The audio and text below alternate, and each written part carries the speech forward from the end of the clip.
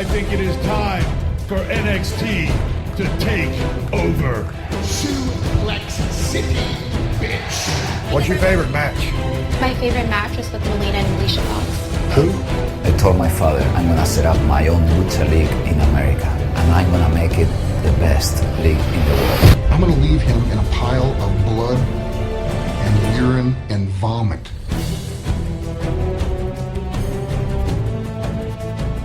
Hello everyone and welcome to the Let's Talk Wrestling podcast. The wrestling podcast we review every segment of Raw and give you guys the wrestling news of the week. My name, of course, I tell you each and every week because it is my name. It is Turbo Tony, and I'm here with a man who does not care if Brooke Hogan has sex with a black man. It's Matt Marsander. Yeah, I think that's pretty accurate. Yeah? You don't mind at all? Yeah, no. I couldn't care. I couldn't care less what Brooke does because I couldn't give a shit about Brooke. But now, if she has sex with an Asian man, that will piss you off, right?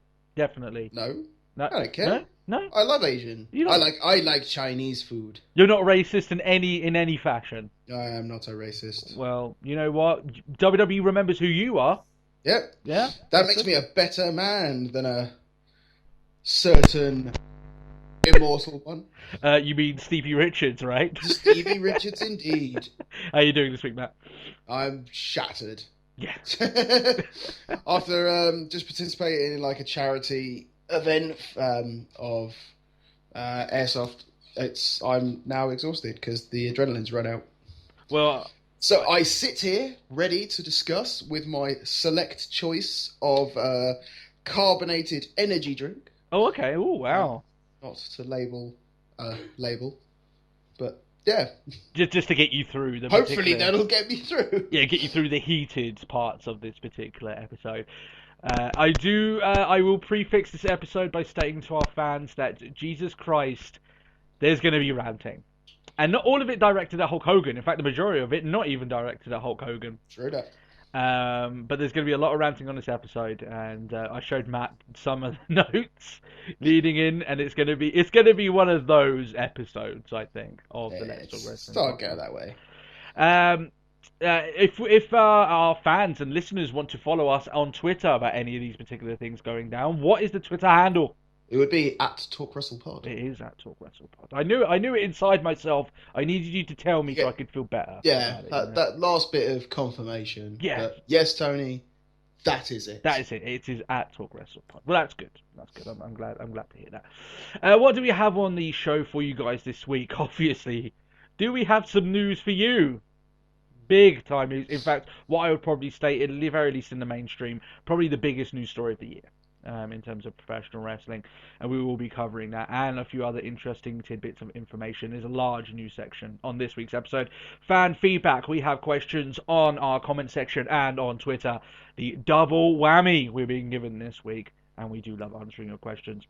Also, I have our NXT report card that does feature Eva Marie, who made her re-debut on NXT this week. We'll be giving our thoughts on her match. Did she blow everyone away? Well, we'll tell you whether or not she blew us away.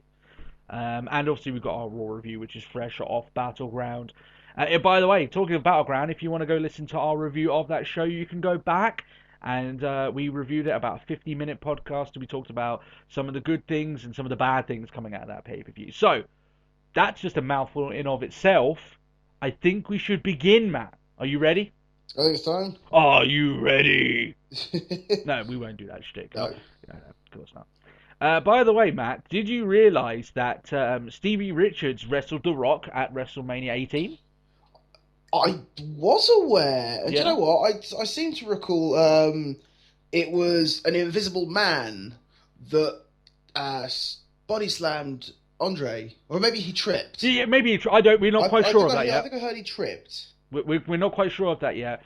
And there was also the fact, when Ultimate Warrior faced his arch nemesis, what's his name, at WrestleMania and came out the victor. That is a very interesting thing to talk about. Guys, obviously we're kind of alluding to the fact that according to WWE, Hulk Hogan no longer exists. He throughout the last 2 days, it came out initially that he was removed from their Legends page.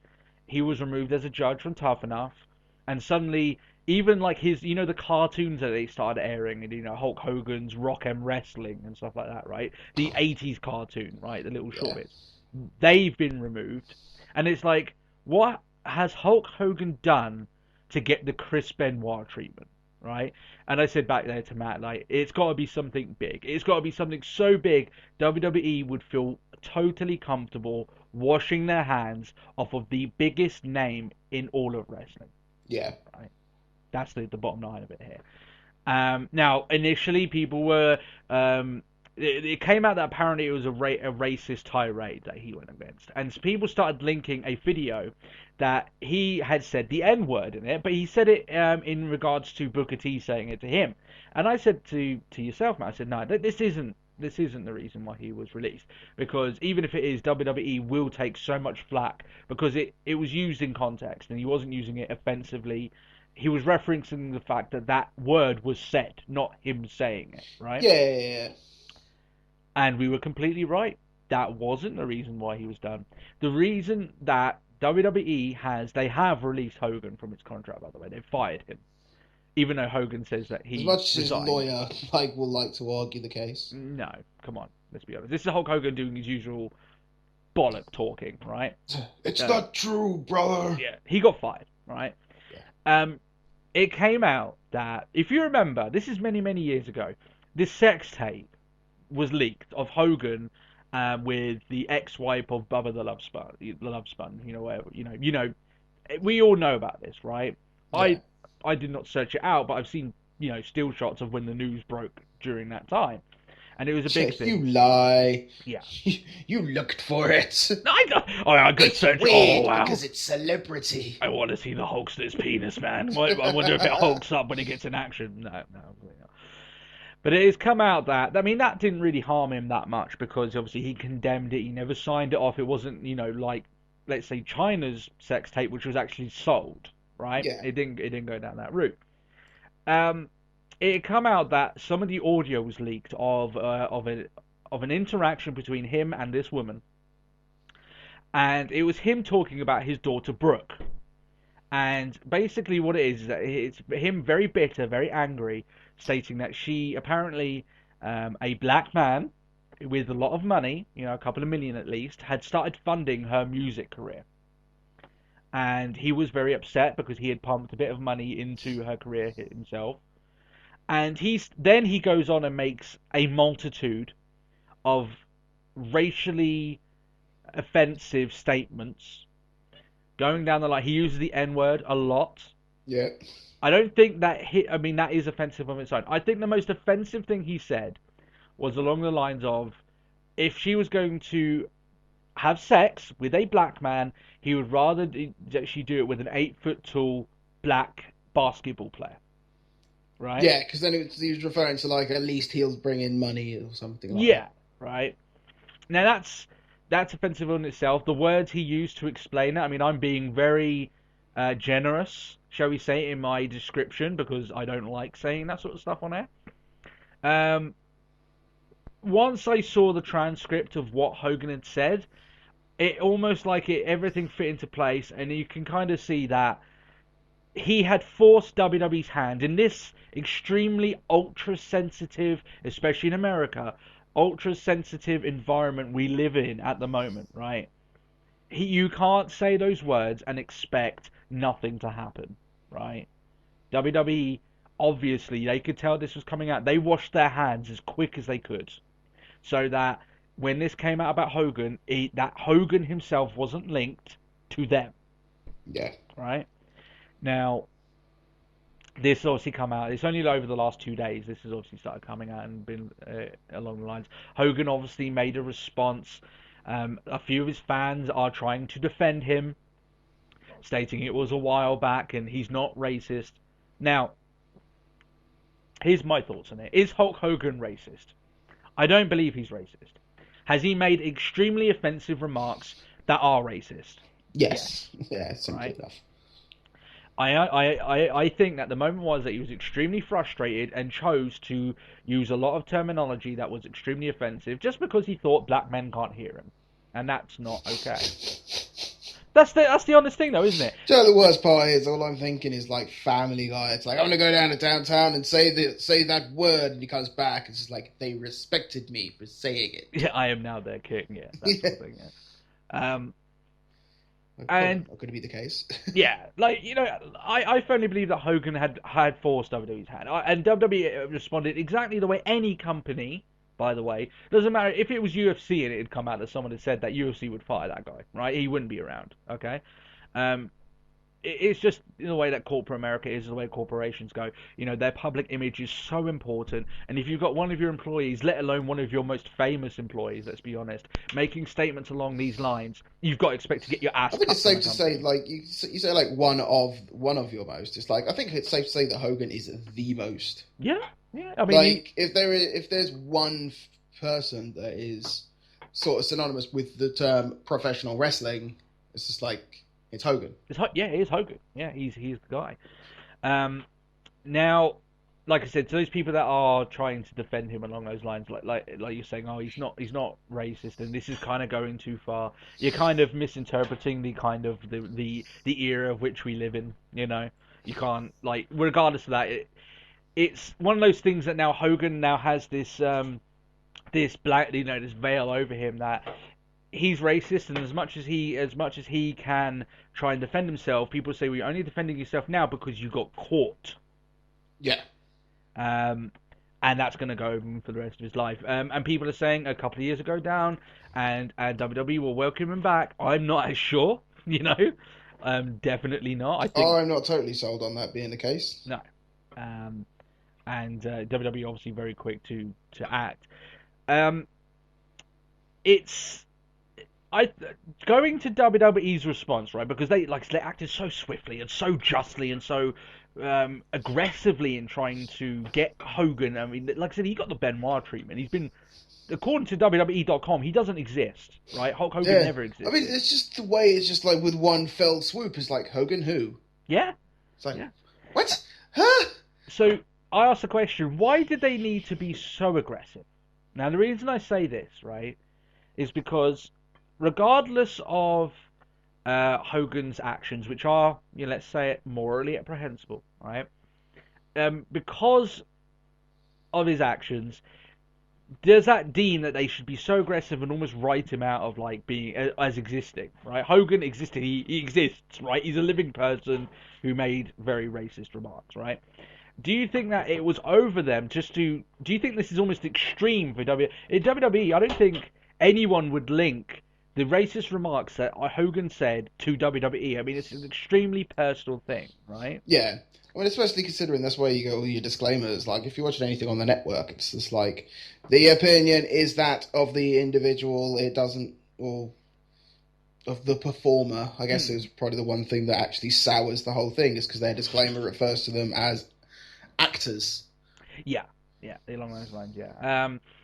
So I think WWE obviously, I think they overreacted a little bit. They could have released him. They could have made a statement saying, because of his actions, we don't want to work with him anymore.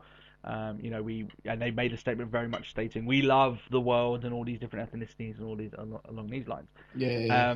But they did kind of, like I said, they kind of went crazy. They just went full Benoit on this guy, and I don't fully agree with that. Like, you know. Still, like, cut him. You got to cut him. You got to fire him. You've got to state he's the worst thing since sliced bread. All that stuff. I get it, but it was a little bit like, wow, you're trying to write him out the history books here. This is a little bit too far in that sense. Like, it's not really that called for, you know, in my opinion. So yeah, this is a huge news story. I expect you probably won't hear that much of this going forward because Hogan's not going to make that many more statements. Brooke made a poem in response, defending. Did you read that? I read the first two lines. It's literally just like, who wrote this? A 5-year-old. My daddy's good because he is good. Because he wants me to fuck the right people who aren't black. Yeah, but it was just so generic. It was just sort of like, you know, you just half expect it as like, I love my daddy. So it's like, fuck off.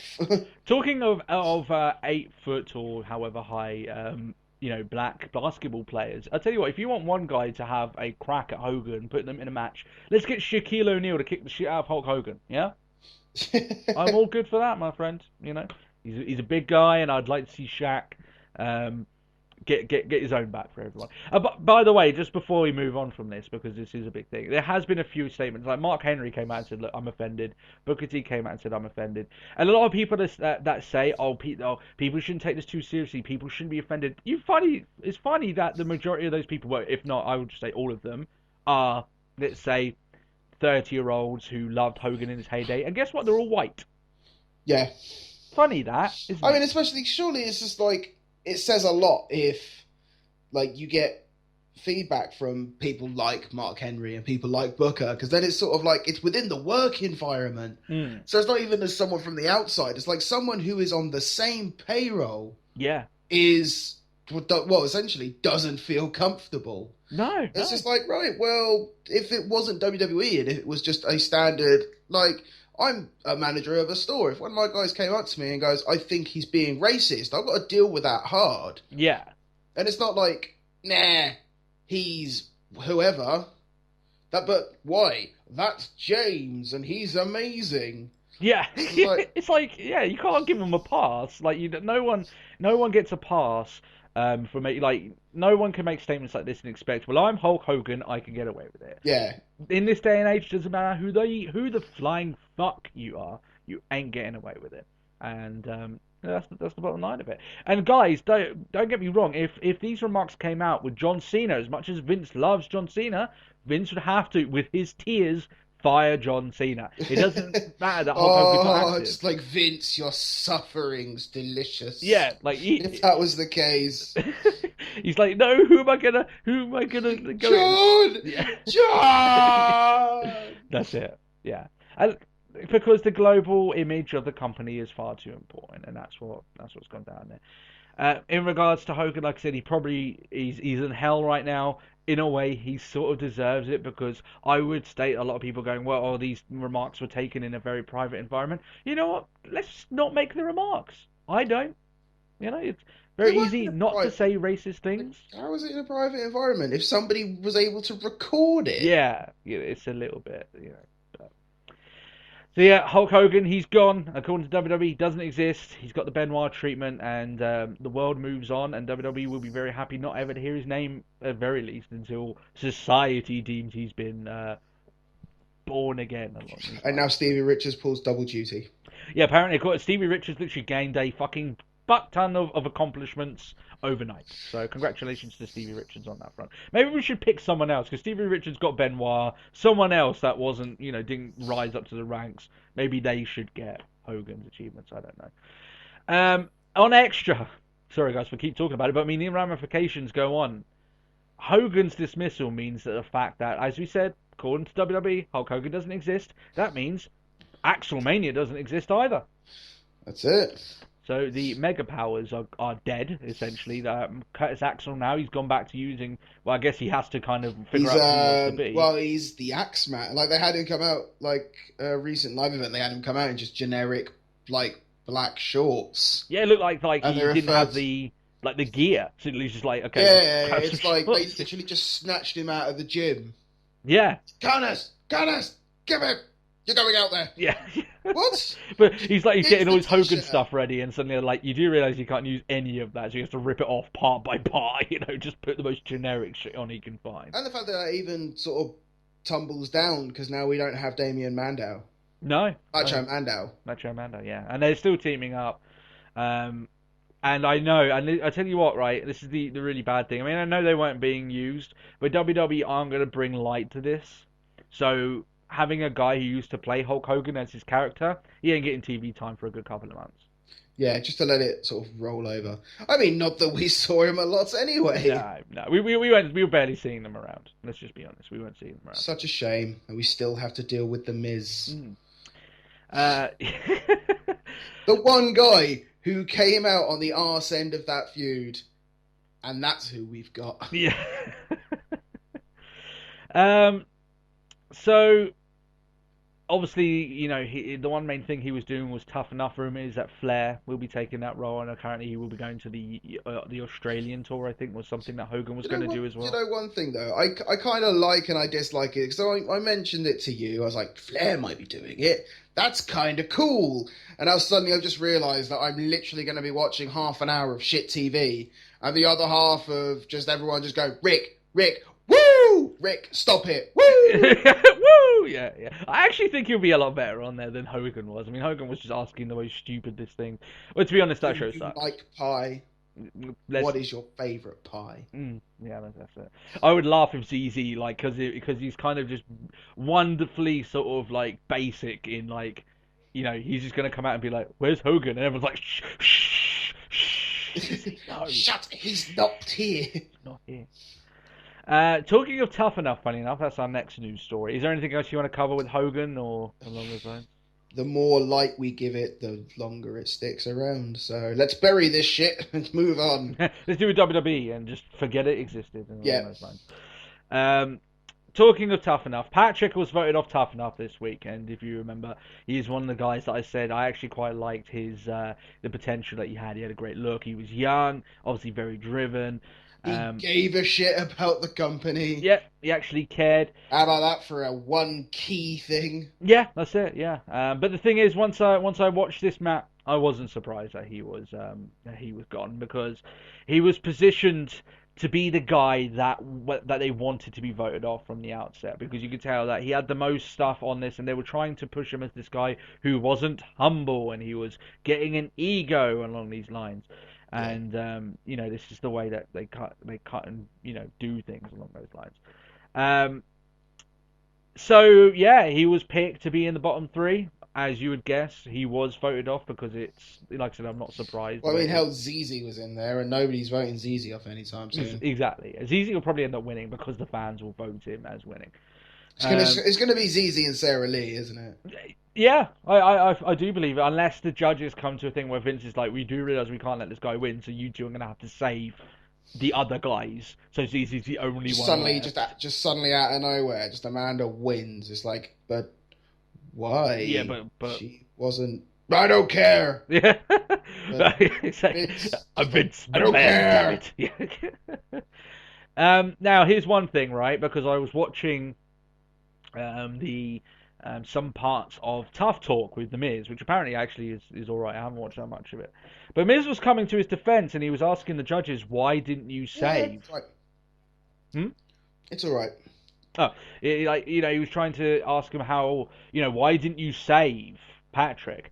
And then Paige, then apparently, because she just randomly likes to, one, interrupt people, and two, blow up for no reason on this show, goes fucking mental and goes, it was the fans, they chose him not to go off the show. That's all well and good, but we've already explained, and maybe you should listen to our show, that this show is not designed for wrestling fans. It's designed for non-wrestling fans. Yeah. So, non-wrestling fans are obviously going to pick your ZZs and the people like that. People who they think, well, you know, this guy, he makes me smile. He may not ever be a good wrestler, but fuck that, it's not really for us, you know. So we'll vote for him. And that's her, you know. The fans, they picked him. They must want him gone. Isn't it funny that literally your Facebook is like fucking dominated with why the fuck was Patrick cut? This show is so fucking stupid. Mick Foley has come out and said, I'm not watching the show anymore. It's like, you know what? I'm done. It's like, what? Yeah. So, yeah, apparently that obviously annoyed WWE, because it's like, you're basically stating publicly that our show is shit. Well, you know what? Maybe speaking what everyone's kind of thinking, right? And we've been saying for the last 5 weeks that Tough Enough is pretty shit. Yes. By the way, guys, Matt doesn't even know this, so get ready for this. I may be getting tickets for a Mick Foley live show in November. Oh. So, Matt, keep that in mind, because you may have to pop over for that one. I think I might have to. You might have to. So, yeah, that's Tough Enough. There was a lot of rumours going around stating that he was offered a developmental contract. He denied it. And I don't know where any of them came from. Yeah. Suddenly it's like, oh, he's got a contract. Like, so they said no, but He said no because the travel, and he literally just went out like, I have no idea what you're on about. Nothing happened like that. And like, you know, the dirt sheets are sticking to the story and they're saying no, he was definitely offered a contract, but said he wouldn't do it, and along these lines. I'm not going to comment on that too much because, you know, I don't know where these sources have come from. And it's not me going, oh, the dirt sheets are always very, very shit and they never have the sources. In fact, most times they actually do. It's just here, when someone said, like, I can't just outright call Patrick a liar without having proper proof, so I'm not going to go into that. Whether or not he was offered a developmental contract, he should have been, right? And maybe he needs to go off and wrestle. I did say to Matt as well, maybe his age is an issue because I don't know how the education system works in the US, but in the UK, it's different. You can actually end school legally at 16, even though you're told you should go on for 18. In Ireland, where I live now, it's actually you should leave at 18, right? So I don't know how it's done in the US. Maybe he's got extra time in his education. In WWE, are very much like, we don't want to bring people in who haven't finished the length of their education. Yeah, like there was one thing like we spoke about when I messaged you about it. It was just sort of like probably because they quite like the thought of having people that unless they have like years of indie experience, they don't really seem to like bringing in people. It's just like, but what if this doesn't work out for you? Do you have a fallback? Yeah. No, get a fallback. I mean, that's one thing. If anyone's listened to JR's podcast, like that's at one point, that's like the one thing he really tries. He says he tries to drive home with everyone. Yeah.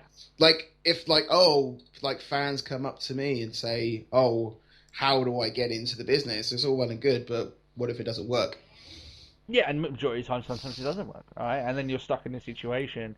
I mean, I think actually we got that question, what's along the lines, what would you, should I give up my job and all this? It's like, no, actually don't, right? Because if you're passionate enough, you can make the time work, right? And you can, you go, and to that point, some people may say, well, why are you giving the indie guys a pass? It's because they can make a living off the indies anyway, right? They've already made their career. Yeah, well, exactly. It's like I said, like unless they have years of experience, like literally just like you're such a name that there's no way you could really fuck up. Yeah. And like as I said, right, they could probably easily make a living outside of WWE. Yeah. Whereas when you've got guys that are coming into WWE and then they're working there, and then maybe they like Droz, maybe one day you get dropped on your neck, you're paralyzed.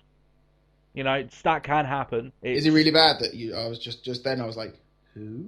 Well, I wouldn't blame you. He wasn't around for that long. But if you other fans may remember him as Puke. He was the guy who could puke. Oh, there you go. It's coming to you.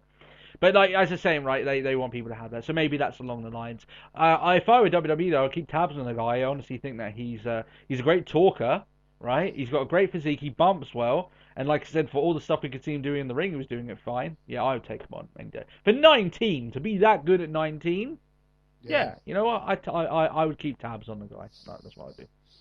Like, the one thing I really didn't like it as well, because I saw like a digital extra, and it was the trainers going on about it, and they're like, oh, you guys kept saying that you wanted a more sort of wrestling orientated person, and it's just like, and you just kicked him off. Yeah, well, like I said, to that fact, like I said, the show isn't geared towards wrestling fans, so wrestling fans would have kept him on. I firmly agree, but it's not geared towards wrestling fans. It never has been since the outset. So let's move on. Sunny, oh Sunny.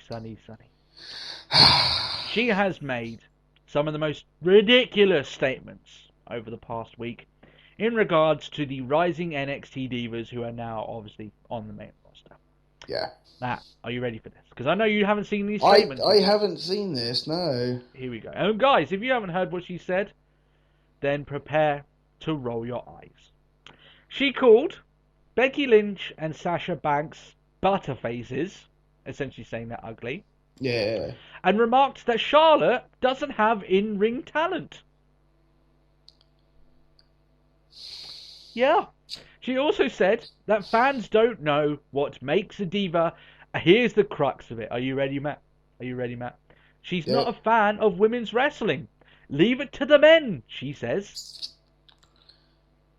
Do you know, like, half of this I'm not even shocked to be hearing. It's like, leave it to the men. Why? Because that's what you're interested, isn't it, Sonny?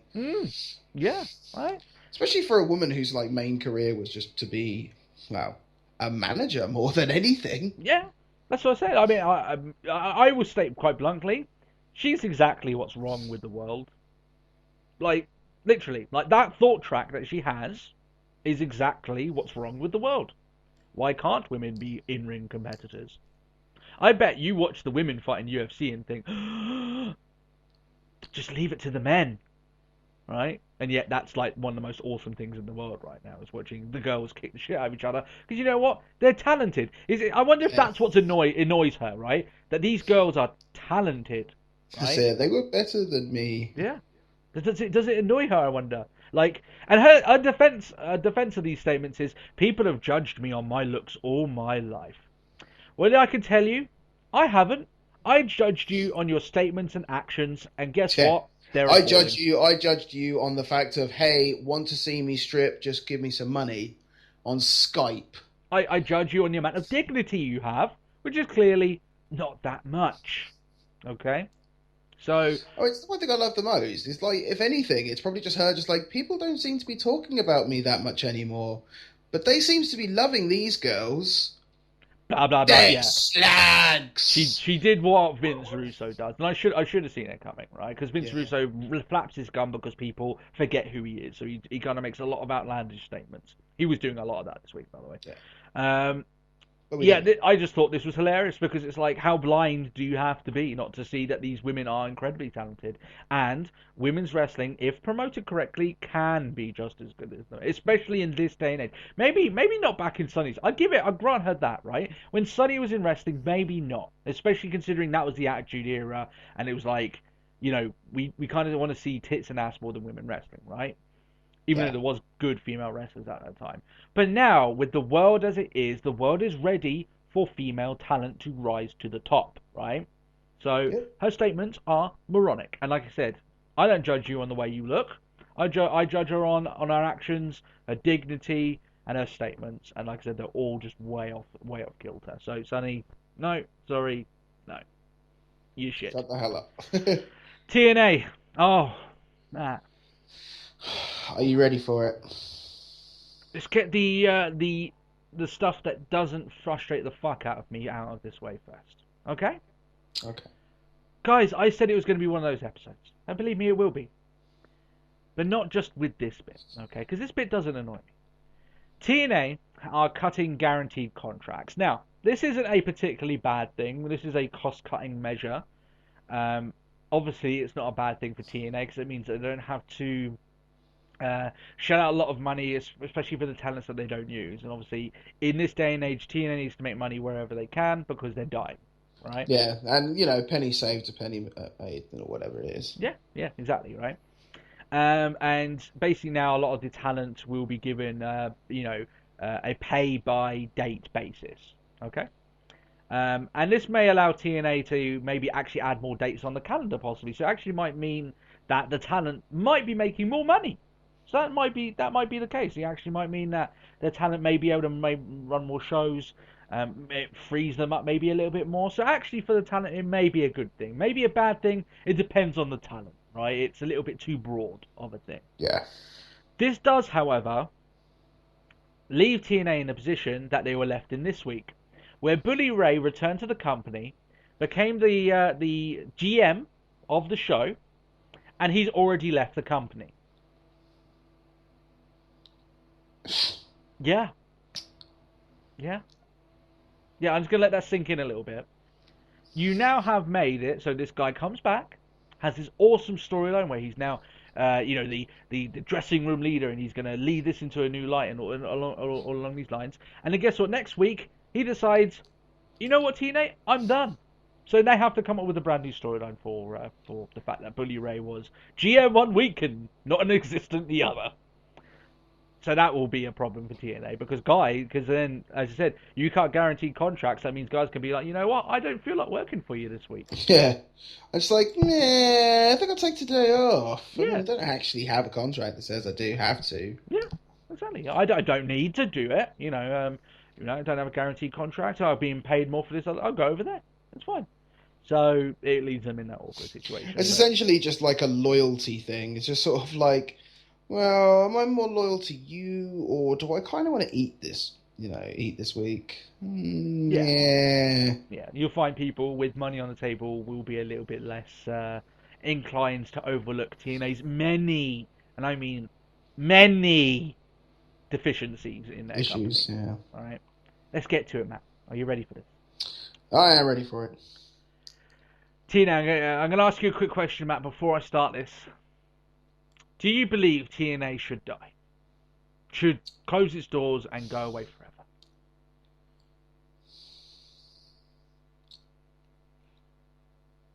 It's an interesting question. The thing is, as a guy who has never really watched it, I couldn't care less. Okay, fair enough. That's a justifiable answer. Mine's going to be a little bit more forthright. TNA should pack up its doors today. It should stop and cease operations. TNA should die now. And I've said all along, Matt, have I not said, no, TNA needs to stick around because, you know, these guys are getting money, the talent are the ones that will pay. No, sorry. Even for the talent, they need to go off find another company to go with, right? TNA needs to die, right? Literally. And I'm going to explain why they need to die. And it's because of this shit that they pull. And anyone that tries to defend what I'm about to say has obviously never been in a position where they needed to work for a paycheck, right? TNA have fired the majority of their old production crew. And you may be asking, why is that the case? Matt, they fired the ones most vocal about not being paid on time.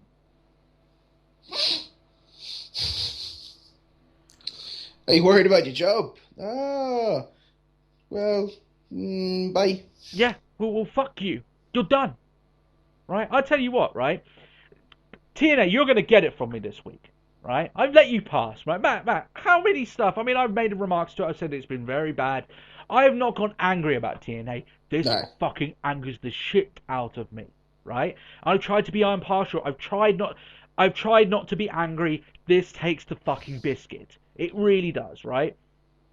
TNA are making strides to trying to find out who is leaking this sort of shit to the public. And we've heard as well on air that Dixie Carter would like her company employees to take lie detector tests whether or not they're leaking these stories to the public. Dixie Carter, how about you, instead of trying so hard to find out who's giving these particular orders, who's leaking this information, why don't you give that particular, these strides, that enthusiasm to paying your fucking employees on time? Right? Why not put all of your effort, all of your desire, your strength, and all of this fucking anger you clearly have into running your company with some fucking dignity? Right? You decide these people who have earned every cent of their paycheck, who've earned their money, who go out, have to feed their families, need to pay their bills, need to put a roof over the heads of the people that they love. Who puts you in the fucking point to be able to fire them because they have the right to ask when the fuck are they going to be paid the money they have earned? Matt, I will say this. TNA has gone from being inept to despicable. And anyone still working for that god-awful fucking shit excuse for a company should leave, join hands with me and watch it burn. And smile. TNA should die because the people who run TNA have shown that they will do absolutely fucking despicable acts to make sure that their company lives to see another day. And it's not even so much that it lives to see another day. It's just the fact that they don't want to pay their fucking people on time. So the people that have actually got balls to kind of call TNA out on that bullshit, sorry, fuck you. I don't care if you haven't got a job. Fuck you, you're gone. So it's enough. It's enough, Matt, right? I want Dixie Carter to grab the pieces of a company because it's fucking dying. We know it is. It's a slow, painful death for everyone involved. but it's on fucking life support. It ain't coming back. It has a terminal disease and it's going to die. When Dixie Carter holds up the remains of TNA and cries, what went wrong? I will stand hand in hand with that production crew and fucking laugh my tits off and say, you know what? You had it coming. You really did have it coming. You deserved it. So, yeah, it's changed now. No longer will I say, when TNA eventually try and closes its doors, I will not be like, oh, well, that's a shame. You know, we need a lot of these companies going around. We need the competition. We need a lot of these wrestlers getting extra dates and, you know, working on television, no doubt. No, that's all done because they pulled this sort of shit. And now, TNA, yeah, you like I said, I've always said that you were just inept, that you didn't really know how to run a wrestling organization or or any company of that matter. But now it's come to the point that you're actually despicable, right? That you're cutting people who need to pay their families, need to put a roof over the heads of the people they love, and you pull this shit just because they have the gall to say, when am I being paid? And I would say anyone who thinks otherwise hasn't been in the situation that these workers have probably now have been put into by Dixie Carter and TNA, where you don't know where your next paycheck's coming. So, and by the way, I want to say this as well, that I said before that if people are that annoyed about it, then they should leave and try and find other jobs. There's a difference between leaving, having another job lined up, and, you know, you're moving into another job and saying, you know, I'm done with the way things are here, but I can work my hours, move into a different job, that's fine. That's how, funny enough, employment works, right? If you want a different job, you can go there, but still work your current job to the best of your abilities. No, just fired. Just fired. Well, the best part about it is the fact that they don't even have to, because, like, obviously if they're switching to no commitment, it's just like, yeah, you know what? I don't like being put under this sort of suspicion. Yeah. Guess what? Bye. You got this old ass crazy woman trying to put lie detector tests on you, just for showing how bad she runs her company. Yeah. It's like a crazy old cat lady trying to stop the cats from getting out and telling and showing everyone how badly they're fucking treated. That's what it's like. Sorry, guys. I know we've got TNA fans here, and like I said, the product is sometimes fine. You've got some great wrestlers on that roster. The memories are fantastic. But when the company is run like this and people are losing their livelihoods, TNA needs to go. It needs to just go away. It needs to Hulk Hogan. That's what it needs to do. Right?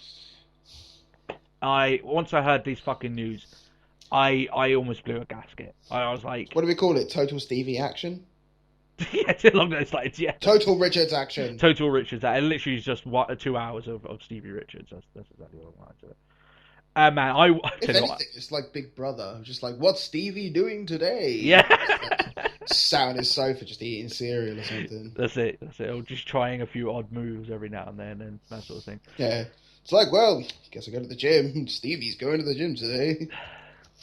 Like, I tell you what, if any other company, it doesn't have to be a wrestling company, any other company does this, I would be just as angry, because it's that much of a scumbag move. TNA are scumbags, right? I need to breathe. Are you good? Oh, by the way, there's an open invitation. Anyone that was in that production crew that was fired, you got an open invitation to come on this show and vent. Just send me a message. I'll get you up on Skype. I know it's only to a couple of hundred viewers. Open invitation. Just saying it now. Mate, obviously you've got no problem with that. With them coming up. I'm good with it. Like I said, I won't see a damn thing because I won't have to. That's the bottom line of it there. So yeah, my views on TNA have gone. Like I said, anything that comes up in regards to them, fuck it. They don't deserve to be around. That's the bottom line of it there. Fan feedback. I need to cheer up, but fan feedback always fucking does that. Matt, do you want to run with your question first, or will I come with mine? I will go with mine first. Well, yours first. Okay. So, you got a question over Twitter. I did indeed, from Dan Macy again. Who on the current roster do you believe would have been a massive draw in an earlier era? A massive draw? I think that's the crux of that question, isn't it? Well, the thing I quite like is the fact that it's an earlier era. It's not just like, Do you think Kevin Owens would get over in the Attitude Era or anything like that? So it's like, or could Cesaro have gotten over amongst the American Dream sort of thing? So it's a lot of variety. I mean, they're not exactly examples that I'd give. Yeah, I would be thinking like roughly around To be fair, though, I reckon Kevin Owens could do quite good in the Attitude Era. Yeah, I think he would. That's the funny thing, isn't it? When you look at that question, I think Kevin Owens would have thrived in that environment. But if you go back to the golden era of Hogan, I don't think he would have done that well. Oh no! Do you know what? I can't think of anyone on the current roster that could have thrived in that era. John Cena. Fuck off. I think John Cena. No, he probably would have, because he's the American guy and he's got the he does his salute for the troops and like. Yeah, I guess that's it. I guarantee you that if John Cena was around in Hogan's era, there wouldn't be people shouting Cena sucks, because I mean that was the era people latched onto things back then. Like much easier, and it wasn't that much of an issue. Another person that probably would have done great back in those days that's around now, I think Cesaro would have done very well in Hogan's era. Because if you've got someone of that size doing the physical feats he can do, then I think that was a much more sellable thing back then than it is now. Yeah. Thing is, though, he's Swiss. I hate to say this, right? The fact he's Swiss shouldn't have a factor now, but it may have had a factor back then. Yeah. Because, along those lines. But I still think he would have been awesome, and it wouldn't be the first time someone who wasn't American was able to make a name for themselves. Be a draw, though, maybe not. Cena, probably. A big draw. Well, that's a big question, because a draw is much harder than being a big star. Yeah. Like, you could be a big star and not be a draw. I reckon to go off that, like, I reckon if they had booked Big Show versus Andre the Giant would have been a massive draw. Yes. No, you're completely right. Yeah, that would have been a super clash. Like, WrestleMania style. Yeah, that's it. So, there's so many variables. But yeah, here's one. Well, Batista in the Attitude Era, he would have been a fucking draw. Even that much. I know he's not around now, but because of that side, I know he was kind of towards the end of the Attitude Era anyway. But I think in the crux of it there, I think he would have been a huge name with that build, that look, that domination, that intensity. I think. Batista, oh yeah. No, you're getting across. Yeah, perfectly. What about Brock Lesnar in those eras? Do you know what? No. I'm with you. I don't think he would have been much of a draw. I think part of Brock Lesnar's big buff that he is now is because he had that time to go off and dominate other things. Yeah, no, I agree with you. I think he would have been good. Yeah. But he would have been a draw. Not to say, oh my god, he'd have stank in everything. He'd have been good.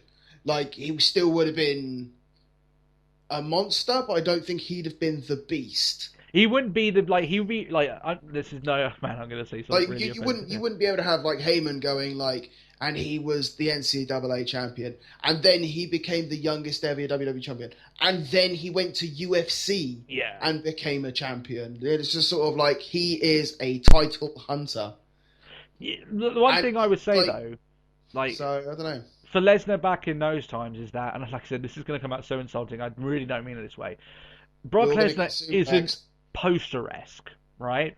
Batista is a good-looking guy, right? And like, especially when he first started out, you could see all the pictures with him there. And like I said, Cena too. I don't see the appeal of him myself, but I'm sure lots of women find him very attractive. Brock Lesnar doesn't come across that. He's a meathead, right? He doesn't come across as the guy that you'd want to see, that girls would want to see, or along those lines. So that's the reason why I think maybe he wouldn't be as much of a draw. Because looks back then, the appeal that you had, it was much more basic. A lot of your deficiencies could be hidden. So yeah, I mean, I'm still sticking by the fact there's like a lot of his like new age hype that he is currently running with that makes him, the prize fighter and things like that, is the fact that he went off and did something like UFC, which at the time of, like, even if we took it, obviously he was in sort of like the tail end of the Attitude Era. Yeah. If we sort of like through like the golden era of wrestling, no, I don't think it could have worked, because there wasn't that that other avenue for him to go off and conquer. Yeah, while I get you, like, I mean, the only thing that kind of argues that is that Lesnar, I don't know how much of a draw he was, but he was definitely a big star without going to UFC, his first run in WWE. Yeah. But this new run, I has actually been, I think half of the hype into Lesnar is the fact that he did go and came back again. Yeah, and he's much more of a box office draw now than he ever was when he first started. I firmly agree. He's only got to wrestle 6 nights a year. Yeah. Like, really? Yeah. So on to my questions then. Enzo DaCosta asks our thoughts of an idea he has. Mm-hmm. And his idea is, would we like to see Ronda Rousey feature in 1 or 2 matches a year on a part-time contract as a possible Paul Heyman girl? She could come out with Lesnar and have Heyman cut promos for her, and maybe even have mixed tag team matches together with Rousey and Lesnar together. Now, I like all of that, but bar the last bit. The mixed tag teaming. Yeah, no way. Yeah, that I'm pretty much on the same sort of thought track. It was like, my thoughts with this is that Lesnar and Rousey are both huge main event box office attractions on their own. Teaming them together makes an overall weaker experience, because instead of having 2 blockbuster main events, you've got 1. You know, that's just the basic math of it, right? Yep. If I agree with Heyman being her manager, because I honestly think Rousey's actually a good talker, but not in the WWE environment. She's a good talker, she ain't a great promo. There's 2 different things there, right? And why not pair her off with the greatest manager of the modern era? Can you imagine this sort of shit he could say about Ronda Rousey, right? It's just unbelievable, the sort of stuff he could say. Just the way he just sort of spill out on the whole, like, who can, Ronda Rousey, the woman who finished a match in, like, 14 seconds. Yeah, that's it. Like a woman who faced all adversity she probably wouldn't use conquered again, but dominated and dominated it all. Yeah.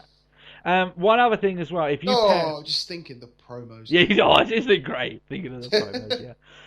The thing is, if you pair Lesnar and Rousey up together, guess what they become? They almost become. And it's not the way that they wouldn't be marketed, but Vince would see it kind of this way. They would become Team UFC, and Vince McMahon will not want his guys coming up weak against the UFC guys. Yeah. Right. So that's another thing you have to think about that. So, but yeah. By the way, in terms of the whole Rousey thing, I think she really wants to do it, but it's like, I think she'll do the next couple of fights that she has, run out her contract to UFC, retire undefeated, and then I think that maybe you're going to see her pop up in WWE, because she's passionate. I mean, hey, we've still got WrestleMania 31 to worry about. Like, not to worry about as in, like, that's still to come, but the whole promo that occurred, like, the whole situation.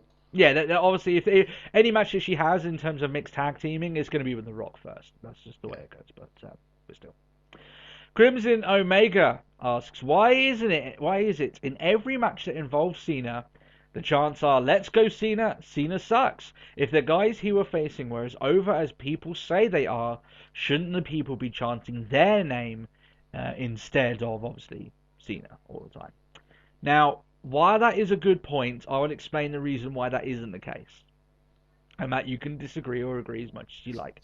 I will quickly. Go on. It's because kids love Cena and they start it. Okay, yeah, that's part of the thing. I'll go into a little bit more. Like, they started it. They started it. Firstly, right, Vince has never given the majority of his challengers any chance to become the other guy, right? The most chance that he's given to Orton, and believe me, Cena versus Orton doesn't work, right? We've seen. We know there's there's about 15 exhibits that we could open on Cena and Orton not working as a group, right? As a rivalry. And once the chant initially got over, because if you remember the way that the chant's origins were, as you say there, Matt, lots of the kids going, let's go Cena, and there wouldn't be Cena sucks for a little while. It would just be, let's go Cena, let's go Cena. That's literally all it was. Clap, clap, clap. And as Cena got on, and the older fans were like, you know what? Fuck Cena, because he's around, he's stale as shit, we don't like him. they started responding in kind, and it became less about who he's facing and more of a attack on the people that, you know, more of a response rather than a we're chanting for this guy, you know. But as a perfectly good example, Money in the Bank. Okay. 4 years ago. Yeah. Let's go Cena, CM Punk. Yes. Sometimes it helps if it works in there. Yeah, and like, also it's a 3-syllable thing. I know, okay, yeah, maybe it's a bit biased because it's CM Punk in a Chicago. Yeah, exactly. But like, I think it was like I find it really odd that only recently at a Battleground that we actually had a Let's Go Cena fight Owens fight. Yeah, but I mean that was I won't. Like, that's 3 matches. They've had 3 matches, and it was near the end that happened. Yeah, that's it. And by no means do we want Kevin Owens to be having any more matches with John Cena by that fact. No. It's not a knock on guys coming up and not having their names chanted in that particular chant, because the chant's been around too long. And Raw is the John Cena show. It's more about who he I mean, this is the way that WWE makes it. It's more about who he faces rather than who he, you know, that actually showcasing who he's actually facing, right? It's about John Cena and his next challenge, not what his next challenge is. You know what I mean? They're 2 different things. They're very subtle, but it's the way that WWE perceive, you know, the way that they do it. So, along those lines. Alex from Wrestling Boom asks, if we were Triple H, which 3 superstars or divas will we build up to carry the company? We're talking about future Cena and Orton's. 3. I picked 3. They're all NXT guys. But I would wait, first of all, of course, before you make any strides to try and make these guys the new Cena, new Orton. You have to wait for Vince to die. And I know it's morbid, but he has an eternal hard-on for John Cena. I think we can all agree with that. And that won't change unless Cena cannot wrestle. Go on. I think they have to have somebody who's not too... who can quite happily get their hands dirty and... break Cena's leg. Kill done. Wow, both of them were just as bad as each other. Yeah, maybe along those lines. I honestly think that the whole Cena thing is a Vince thing. I think he loves the way Cena's done, and it's almost like he's regressed back to Hogan booking. I know he's had a lot of references already in the show, but it's like, you know, with Hogan it was who is Hogan going up against next. Now it's Cena. You know, who's Cena going up against next? It's not really about everyone else and building them up to be, oh, we don't have to have just one big star, we can have multiple. Vince has got lazy, right? And he's decided that Cena is the only star he needs, so that's the only one that matters, right? So he dies. Triple H takes control. Who would we pick as your face and the one selling all your merchandise, being the big draw in terms of bringing people to your events and your pay-per-views? I pick Finn Balor. Reason being, people will pay money to see what the fuck he's going to paint himself at pay-per-views. And I think people honestly like the guy, right? I like Finn Balor. I don't mind watching him wrestle without the paint on. It's just an added bonus to see him with it on. And you can market the shit out of that. And so obviously if you've got Finn Balor as your number one face of the company, who do you pick to be your heel? And I would pick Kevin Owens to be that top heel. I think he's shown that he's got definitely the skills to be able to be a heel of that caliber, of that quality. And I think Owens and Balor is one of those things that you'd have them rival every now and then, sort of against each other, you know, that sort of thing. Oh, you mean like Cena and Orton? Yeah, a little bit like that, right? But obviously a lot better, you know. And a lot more enjoyable. Yeah, a lot more enjoyable. With much better matches. Yeah. But the thing that had me stumped is, what female star are you going to have to lead that division going forward? Now that is an interesting question, because I was locked onto this. I eventually settled on Sasha Banks because of her age, you know, because she's still very young. Okay, yeah. And she's excellent, and she has that appeal and along these lines. But if I was stretched to name a fourth one, I'd have Charlotte as her main face rival going forward, and you do that. Roughly the same thing. It's roughly the same thing about that. That's the way I would do it. But honestly, I think if you've got Sasha Banks leading your female contingent, she can lead that. It can be her division. Set. Yeah. So, what would you say? Your next Cena Orton? You notice there that I didn't say any of the current Shield members in that list. Oh, pardon me. Do you know what? I don't think we're heading into an era where we have just two guys in that sort of boat. Okay. I think we are going into an era where you have your faces, like your top faces and your top heels. You want multiple stars, sort of thing. Yeah, I think that's probably where we're going, rather than what we're going into, where it's just like, you are our big face, you are our big heel. Yeah, I mean, and the two shall never meet. I mean, Orton's an odd one because he'll just do whatever, a flip of a hat. Yeah. I mean, he's almost as bad as Big Show. Yeah, I mean, I'd completely agree. If it ended up in the similar fashion, where it's just like the top three, face, heel, women's, then yeah, I could completely agree with you. But I reckon, like, we're still going to have Rollins going off as, like, the big heel for years to come. Like, I think he'll pretty much be heel unless they reunite the Shield. Yeah. I agree with that. So good as a heel.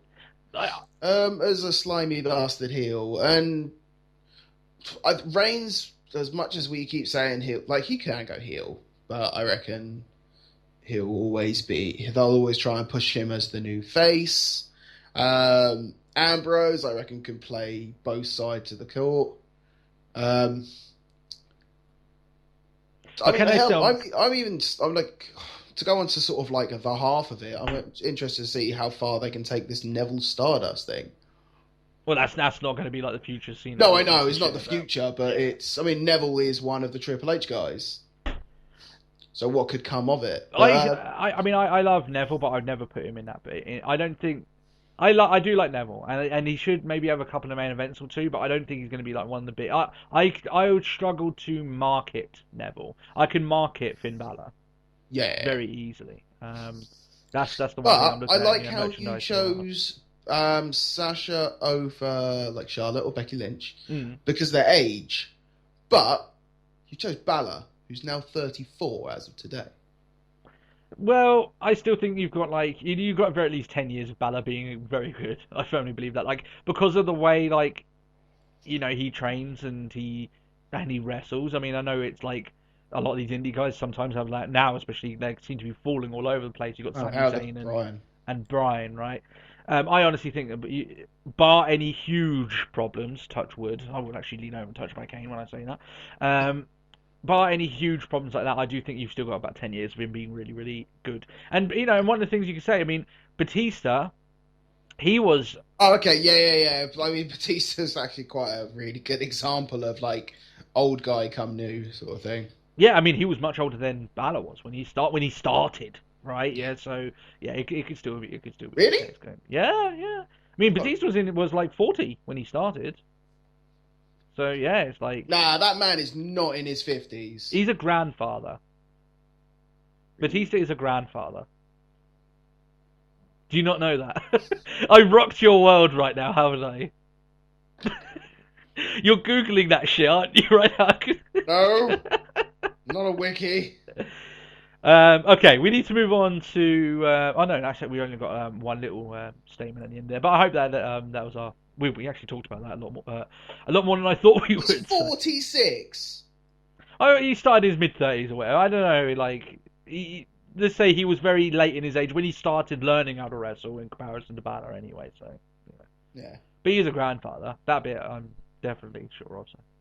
Anyway, Mr. Knight Rider of Doom has an awesome YouTube name, but he also says, how you guys don't have more views is beyond me. Well, it's beyond us too. No, I'm joking a little bit, of course. I'm not being that, what's the word? I can't think of the word, but basically that idiotic, right? We're getting there. Like, I'm going to let loose as a little bit of an opportunity to kind of give like a sort of an update on the channel. We're slowly building. We're in a much better place than we are each passing week.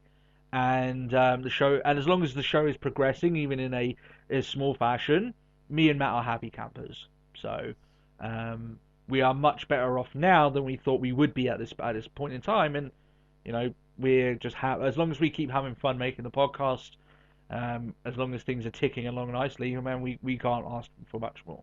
You know, we never thought that we'd be one of those guys that we making, getting like make 2 videos and suddenly you have like 100,000 viewers. It happens extremely rarely. We're happy to put the hard graft in, and the views will come when they come. You know, that's just the bottom line for that. NXT report card, Matt. Oh, this is interesting.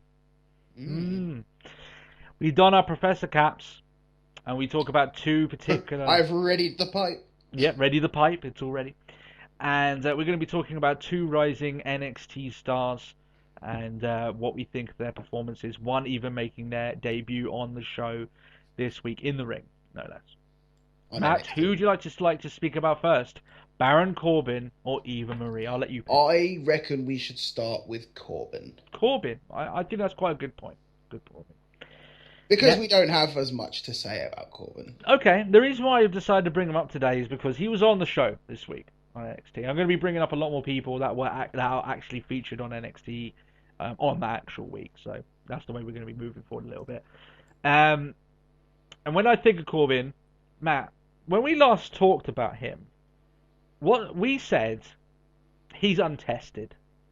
How long can we sit here and keep saying he's untested? Seems like we keep saying every time we bring up Baron Corbin, he's untested. I don't know. I think he had a good test, when he had his match against Rhino. How long ago was that now, though? To be honest, shut up. That's not too long ago. It's not too long ago in the scale of NXT events. Well, when you say that, I mean, I think it's long enough to have only one. And believe me. I'll admit that since then it's just sort of like, he's just punching someone in the corner, and that's another end of days, and it's done. Yeah, that's it. He's stuck in limbo. He's got a heel turn now. He's now heel. Hasn't exactly forced my attention. I'm not dying to see him wrestle anyone. But he wasn't even that over. He wasn't even clearly a face. Yeah, but I mean, people were cheering him like one. But now he's actively telling people, like, I'm better than you. He's doing a lot of heel stuff, right? Yeah. I get the feeling that Corbin could be good, but the era of you squashing people in like seconds, that should have ended when Rhino came around. You're still that should have ended when Big E was counting for the 5. Yeah. It's just a little bit like along the lines of, okay, like we've seen this, all right? It's great. You've had this great build-up. You're stuck in your build-up. There's got to be at least something that we can see that's got a little bit more meat and bones to it here. And it's like, nope. But that's one thing I was kind of looking forward to when he had his match against Neville. I was like, because we were saying this, weren't we? It was just sort of like, this is an opportunity that he can actually do something, rather than just his usual. Yeah. Like, he can actually go out and, he can show what his skills can do in a long-term match. And I think he was actually okay in that match. But you've got to remember, that was part of like a tournament to be in like WrestleMania, the Battle Royal in the pre-show, right? It was little of nothing. Was that pre-show tournament? I'm pretty sure it was. No, I think that was number 1 contender tournament. Oh, you are quite right. Yeah. Okay. Yeah, and that match was good. Yeah, I will agree. Mostly because of Neville, though. Let's be honest, right? I'm not trying to purposely take stuff away from Corbin. I can only speak it how I see it. I don't know. I just think the guy's stuck. He's got no momentum. We've seen it. We've seen what you can do. Show us something else. I give him a grade of B-, and I think that's being a little bit generous. I am going with a C. Okay. Just purely because, he's stuck in the build-up, but then he still has a very generic, I am taller than 6'6", therefore I shall do a sidewalk slam, a big boots, and some forearms. You're not particularly impressed when big men come out and do the big man moveset, are you? Really? No. I mean, I've said this before about Big Cass. Like, you could literally just take Big Cass, stick him in a leather jacket, and a wig.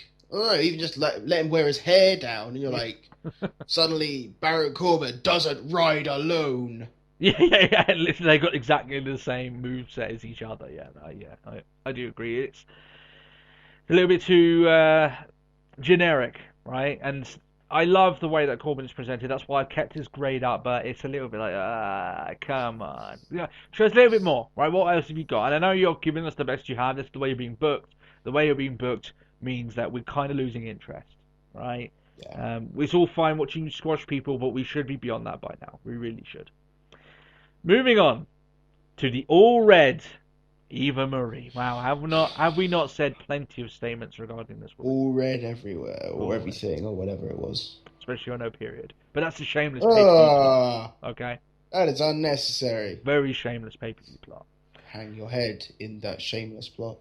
Here's the golden question, Matt, and I'll ask it to you first before answering it myself.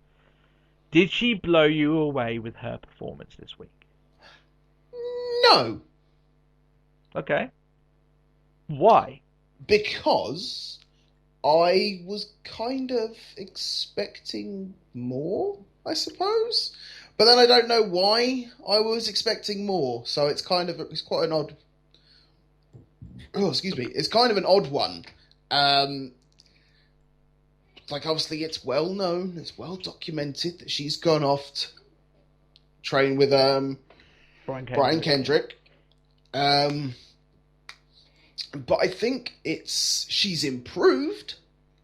I mean, hell, she couldn't have gotten worse. Yeah, to be honest. But I think her going off just to wrestle with Kendrick has actually been a good and bad thing for her. Okay. Good in the fact that she's been having like literally that one-to-one, like, this is how you do it and I'm going to drill it into you. Mm. But then bad because there's not been that interaction with other people. Yeah, like, so, like, I doubt she wrestled many matches. Yeah. And also there's still that difference of it's me, Kendrick, and occasionally my husband comes down to watch. Mm. There's a difference between that and holy shit, there's 500 people here. Yeah, and they want to see me perform. And right? and it's the NXT crowd as well. yeah, exactly. So, she's gotten better. She may even be as good as Dana Brooke.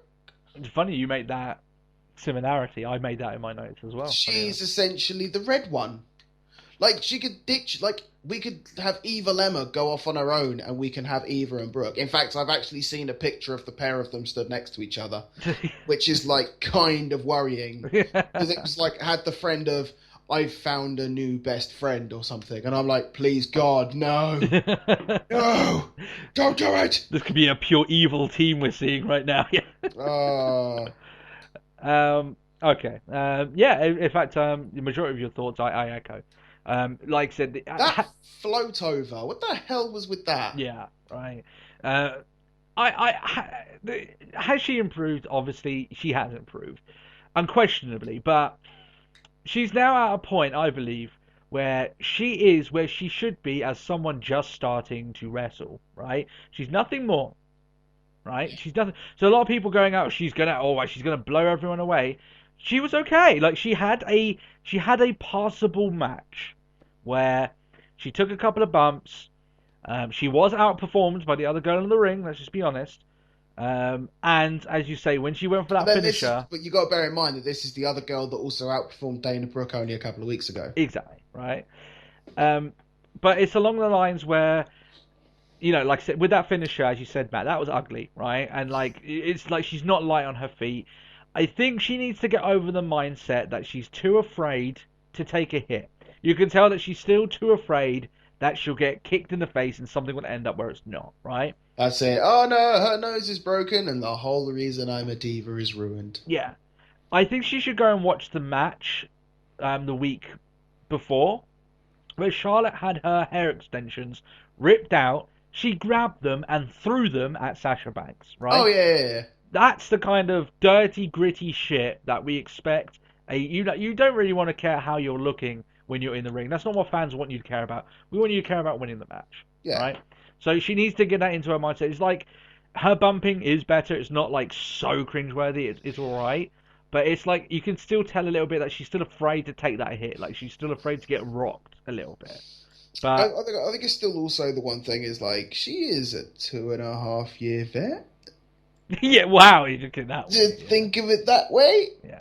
But you mean it's part, I will not get on Eva Marie about that because it was WWE's decision. Like I said, they didn't hire her because of her wrestling acumen. They wrestled her because she was good looking and they wanted a reality star, right? That's why they hired her. They decided to stick her in the ring thinking that it would work. They were stupid and they put her in a situation she probably thought she was ready for. WWE should have known that she wasn't ready for. And now, obviously, things have progressed to this point. I think that this is an okay start. It's not like it didn't blow me out of the air. It didn't make me cringe. You know what? She could have been worse, so I'll give her that. And I do think, Matt, I will say this: I think she was better than Dana Brooke in Dana Brooke's debut match. So, for debuts, Jesus, definitely. But she's not much better than Dana Brooke now. No, like Dana Brooke has improved a little. She hasn't improved enough, but she has improved a little bit. But even Marie, she can take at least some sort of thing on that. There's been definitely far worse debuts in the NXT Women's Division than mine, and that is true. So that's the problem. I guess one thing I kind of don't like though is I don't like her coat, like her entrance. Because, how dare you think all of a sudden you're like Red Flair? I don't think of it that way. And plus, she's a heel. If she's going along that way to get heat, then fuck it. I don't have too much of a problem with it. Is she a heel? I literally just, I think the only reason she can even say she's a heel is because, oh my god, it's Eva Marie. And you remember what? I remember the last time I saw her, I hated her. Why? Because she stank. Yeah. That's the only reason. It's not for actual credibility, she's actually cut a promo or anything. It's just hang on a second, she sucks. Yeah. I think maybe it'll go down to crowd reaction. The fact is that the crowd actually did warm to her a little bit because they could see, well, you learn how to do a suplex, fair play, right? You can actually take a bump, fair play, and they weren't nearly as, she didn't get nearly as much heat at the end of the match as she did at the start, let's just be honest. So maybe they're going around this, they're going to try and build her up as this, the redemption angle, right? I wasn't good before, but now I'm trying to get good and the fans maybe get on her side. We don't know, but we're going along those lines. What's your grade for Eva Marie, though, at the moment? E. An E? I'm cruel. Wow. I gave her a D+. No. Okay. I just, I don't know. I find so much lacking. And hell, I can't give her much better than... I can't exactly go, she's like Dana Brooke, and give her loads better than Dana Brooke. Yeah, I kind of get what you're saying. So I don't think she deserves it. Fair enough. That's why we're two very different professors in this class. I am a cruel bastard. Yeah, you're like a Russian professor. Cruel but fair. Cruel but fair. Not good. Do it again. Do it again. Yes, sir. Which, by the way, if I'd love it if Brian Kendrick did do the Russian gimmick. No, you do it again. It's just, Raw. So random. Raw review. Let's move on to that. We're fresh from the we kind of went way over an hour of all that stuff, but it's fine. Fresh from the events of Battlegrounds, we're obviously now on the trip to SummerSlam, one of the most important SummerSlams in recent history because of its association with the WWE Network subscriber count. The 30th of July is coming, and that is the conference call date. So no doubt, I think, obviously, it'll be next week. We'll definitely be talking about that. And this show came from Kansas City. The Undertaker kicks off the show. I just want to say that again. The Undertaker kicks off the show. And the reason why I want to say that again is because I'm not sure there's not too many times I'm going to be able to say that sentence in the future. So yeah. I'm going to say it, and it's going to... So not even the fact that he's kicked off the show. The Undertaker was on Raw. Yeah, well, it's his first Raw appearance since just before WrestleMania 30. Because obviously he sold the match against Lesnar before WrestleMania 30. He was on the Raw. By stabbing Lesnar through the hand. That's it. So that you're talking about, a good better part of a year and a half, 18 months, that he hasn't made a single Raw appearance. So he calls himself a relentless, remorseless, cold-blooded, vengeful, grim reaper. And I wouldn't call waiting 18 months relentless by any means. He's not, Yeah. That's just the bottom line of it. He reminds us all that streaks were made to be broken, but he's pissed that Brock Lesnar and Paul Heyman just kept yapping on about it. That's what pissed him off. Okay. He calls Battleground his true resurrection. I'm sure Bray Wyatt loved hearing that he was beaten by a non-resurrected Undertaker. And Lesnar cannot kill. Yeah. That was a half-strength Taker. Yeah, you got beaten by Taker, basically. Taker light. It. Yeah. So he says that Lesnar cannot kill what won't die. He challenges Lesnar's mortality and says that he will conquer the conqueror. He says, man or beast, Lesnar will rest in peace. And that ended the segment. Yeah, it was pretty cool to see Taker again, I won't lie, but I mean, come on, these reasons for attacking Lesnar, they suck. Let's just be honest. Do you know one thing, actually, that I think recently I've been spoilt on good promos. Well, from Paul Heyman, most likely. Yeah. And then I suddenly realised, whilst I love Taker, I am, such a Taker mark. And I'll probably put him down as my favourite ever, probably. Mm. But I'm just it's really long-winded, isn't it? I thought it was fine. It's just the reason for it. Come on, I was annoyed because they kept talking about it. It's why wouldn't they talk about it? Do you not? Do you not expect Paul Heyman to talk? Especially considering he say he understands that it's a great accomplishment. It's yeah. And that's why I want to talk about it. Yeah, how fucking great am I? It's like a question. It's no matter what if we get 400 subscribers by the end of this year, we better not talk about it too much because people might get annoyed. Or people might want to fight us about it. It's that's it. I don't know, not really. Backstage, Stephanie and Trips are collectively jerking off over Taker versus Lesnar. They says it's going to be the best thing ever, basically. Triple H says he's going to call Paul Heyman and tell him not to bother arriving with Lesnar tonight, and because he doesn't want there to be a fight breaking out. I'm sure upon the line of let's tell Lesnar. Oh, why would that ever happen? Oh yeah. Gee. But I'm sure as soon as Triple H said, you know what, we won't have Lesnar on the show tonight. I'm sure Vince's bank account smiled greatly at not being expunged of its funds for Mr. Lesnar's appearance. Obviously, that's not the case. Charlotte versus Brie Bella. Now, I made a comment on the Battleground review saying, wouldn't it be cool if you had the Divas starting off that show? Well, funny enough, they started off Raw, so there's that, maybe to look at. There is an editing hiccup because they used the Superstars replay graphics while showing the Divas segment. I thought that. Yeah, I pick up on that shit because WWE, they're the biggest wrestling show in the world. They should not be making these mistakes. Let's just be honest. And the reason why it is, I mean, we saw it live on Raw is because they do Superstars and forget to change the graphics out. That's literally do you not think someone's job would be okay, let's make sure we have the right graphics in? It's yeah. Okay. I just replay graphic, check. Titantron, check. Yeah, I thought it was really stupid, but still. Naomi, Tamina, Sasha Banks on commentary. I don't know about you, Matt, right? I get the feeling with this group that it's got the Rock dynamic in the Nation of Domination in it. And they could play this up pretty well, where Naomi should be the leader, right? She's Farouk, right? She should be the one leading the team and getting the title shots. Yeah. But everybody knows that the real talent lies in Sasha Banks or The Rock, right? If you're looking at it in that thing.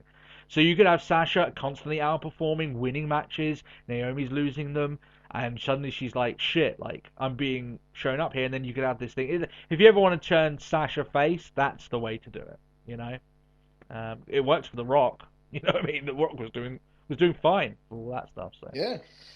Good opening match. Charlotte impresses, wins with the figure eight, makes Brie Bella tap out. Charlotte's ripping things apart at the moment. But apparently she's not talented, remember. She's not very good in the ring. That's what Sonny said. But, man, she certainly seemed good in this ring. I think I find quite funny, actually, just referring back to the whole Sonny thing, is the fact that she says, Sasha Banks and Becky Lynch are butters.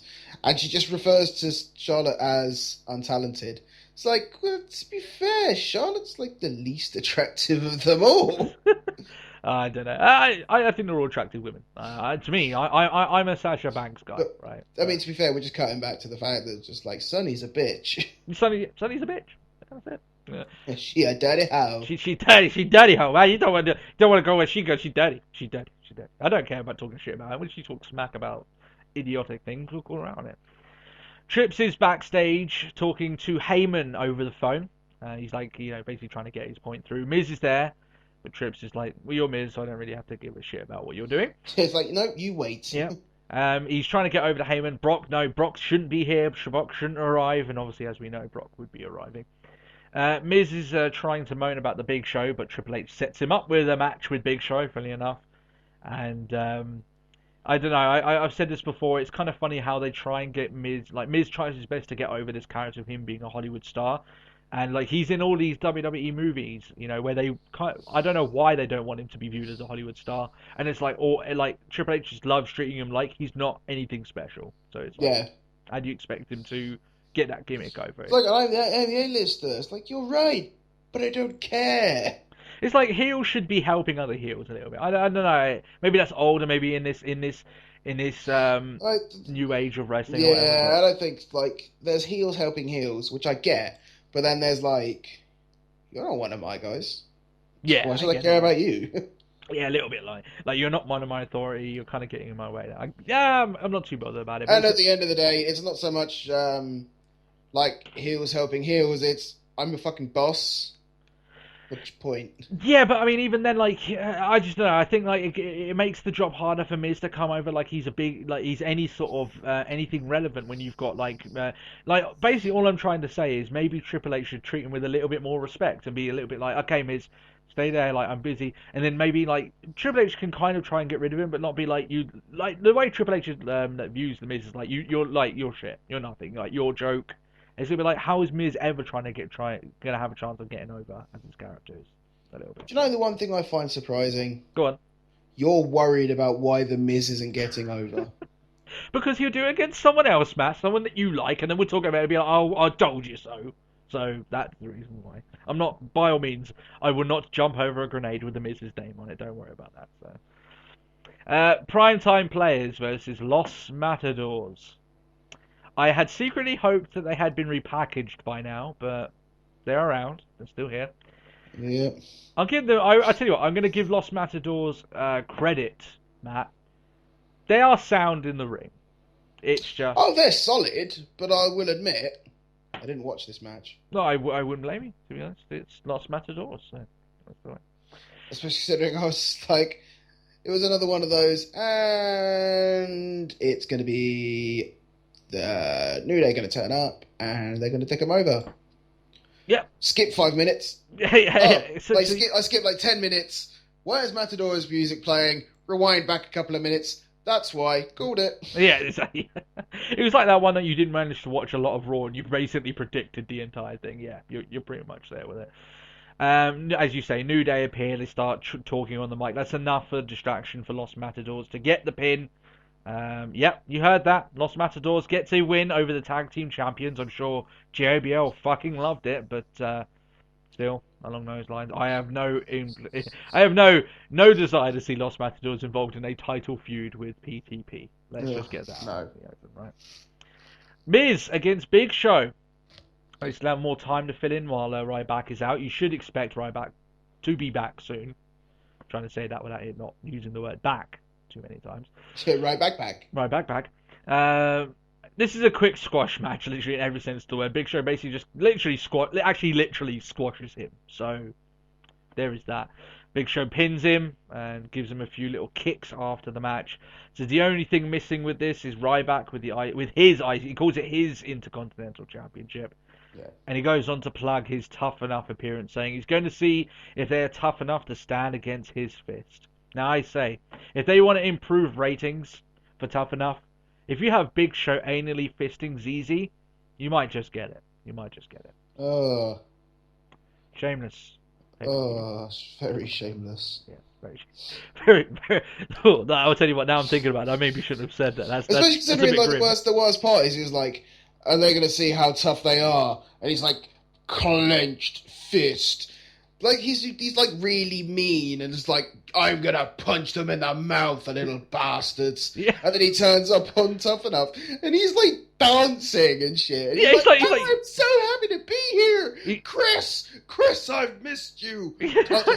And it's like, I'm gonna chop these guys with a frying pan on her arm. And they're going to shake their hand and hug them out afterwards, Cutting yeah. jokes. It's like, the fuck? Yeah. So, I actually thought Big Show was one of the more entertaining parts of Tough Enough, I have to admit. Just because he was a little bit too excited to be there, so he was living like, okay. But still. It's like, why he had to be there in his ring gear? It's like a bit outside this one. Yeah, like, for... Oh...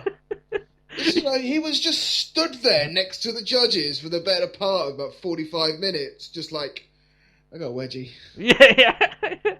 Could I have not shown up in like... looking daunting, just like, all I'm doing is chopping some guys. Yeah. I can do that in a t-shirt. He could do that in a fucking suit. It wouldn't be too much of a problem. Oh well. Moving on swiftly from Big Show being sexually involved with ZZ. Let's not go into that too much. Triple H and Stephanie are talking backstage. They actually spot Paul Heyman, so they're like, shit, what's going on? Oi, Paul, the fuck. Yeah. Heyman explains, no, Lesnar's not around. He's just here to give Lesnar's response, and then he'll be on his way. Triple H and Steph initially go, okay, but then they're like, nah, you know that Lesnar's coming around.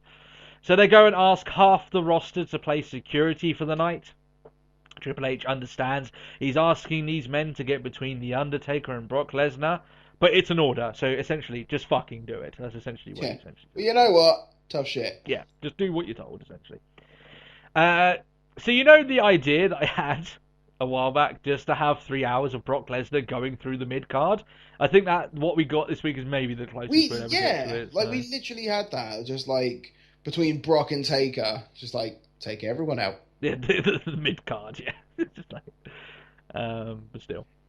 Do you know the one that's really depressing? The fact that you just referred to it as the mid-card and Kevin Owens was there. Yeah, I'm getting to that. There's actually a little bit in our notes because he was, and apparently he is viewed as mid-card now.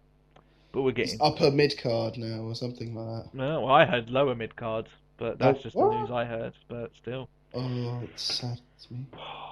Paul Heyman is in the ring. He runs through all the impossible scenarios of Rollins retaining his title against Lesnar. Or was it because he pinned Brock Lesnar? Did he make him submit? No, it was only because The Undertaker got involved.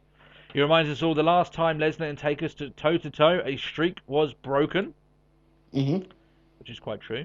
Heyman references the length of time that Taker's obviously waited for his revenge, and he's like, well, why wouldn't I have bragged all that time about Lesnar's victory? And like I said, I actually agree with Heyman on that. I'm like, It just sounds like that Undertaker's just a little bit bitter, if I'm honest. And, it's like, it was a pretty big accomplishment, and guess what? I'm going to brag about it. Yeah, it's fucking Paul Heyman, right? Of course he's going to do it. He sells SummerSlam hard, the main event. He says that while you can sell your... I love this line.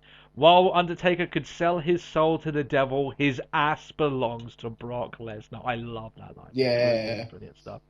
However, as soon as he says that, Undertaker says, yeah, you know what, I've heard enough of that.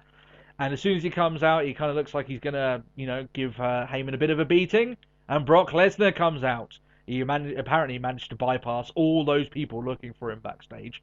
He got straight out. You'd think maybe the ring was the first place that maybe they would look, or maybe in the vicinity of Undertaker, they would give him maybe some guards. I don't know, but still, I don't know.